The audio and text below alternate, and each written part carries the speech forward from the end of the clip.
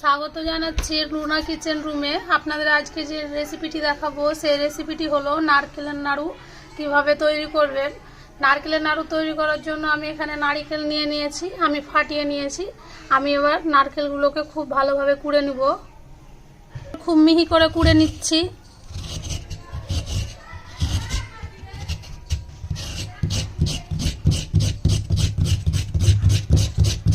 আমার খুব ভালোভাবে কুড়া হয়ে গেছে নারকেলটা। দেখছেন আমি কত মিহি করে কুড়েছি। আপনারাও এইভাবে খুব সূক্ষ্ম করে কুড়বেন। নারকেলের নাড়ু বানানোর জন্য আমি কড়াইটা চাপিয়ে দিয়েছি। কড়াই আমার তেতে গেছে। আমি এবার কড়াইয়ে 1 চামচ ঘি দিয়ে দেব।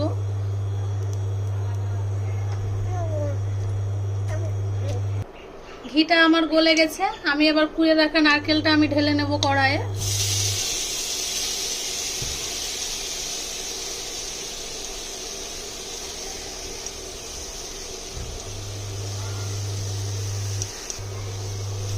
এক থেকে 2 মিনিট খুব ভালোভাবে নেড়ে নেব নারকেলটা।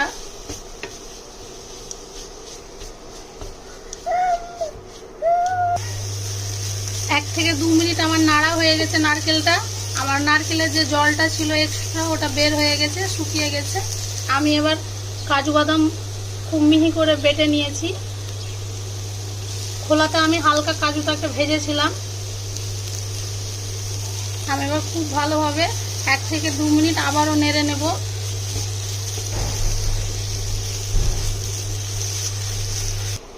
আমার 1 থেকে 2 মিনিট খুব ভালোভাবে নাড়া হয়ে গেছে নারকেল আর কাজু বাদাম বাটাটা। আমি এবার চিনি অ্যাড করে নেব এখানে।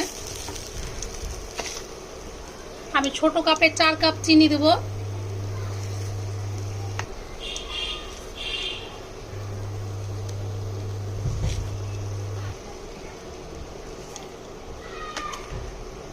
আমি চিনিটা খুব ভালোভাবে গলা পর্যন্ত খুব ভালোভাবে নাড়বো।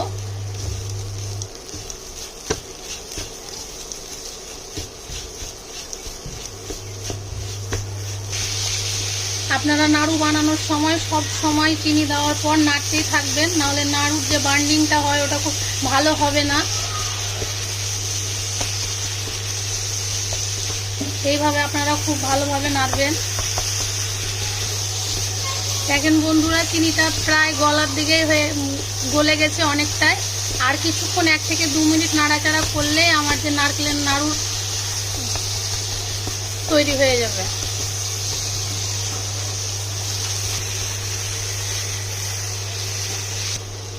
দেখেন আমার খুব ভালোভাবে জমাট বাঁধতে লেগেছে, দেখতেই পাচ্ছেন। আমার নারকেলের ডোটা তৈরি হয়ে গেছে।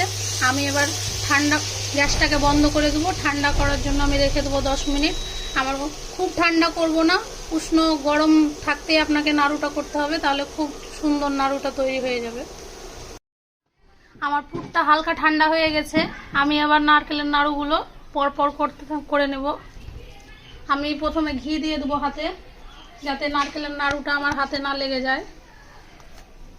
2 হাতে আমি ঘি মাখিয়ে নিলাম। আপনারা চাইলে সাদা তেলও হাতে লাগাতে পারেন।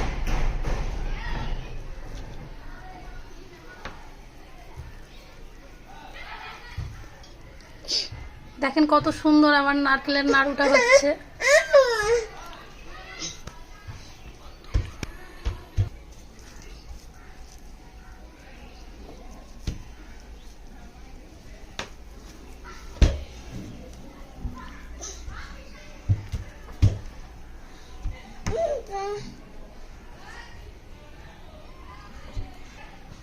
আমার নারকেলের নাড়ু তৈরি হয়ে গেছে। আমার এই সুন্দর নারকেলের নাড়ু রেসিপিটি যদি ভালো লাগে তাহলে অবশ্যই আমার চ্যানেলকে সাবস্ক্রাইব করবেন। আর আপনাদের যদি নতুন নতুন রেসিপি জানার থাকে অবশ্যই আমাকে কমেন্ট বক্সে জানাবেন, আমি করার চেষ্টা করব। Thank you.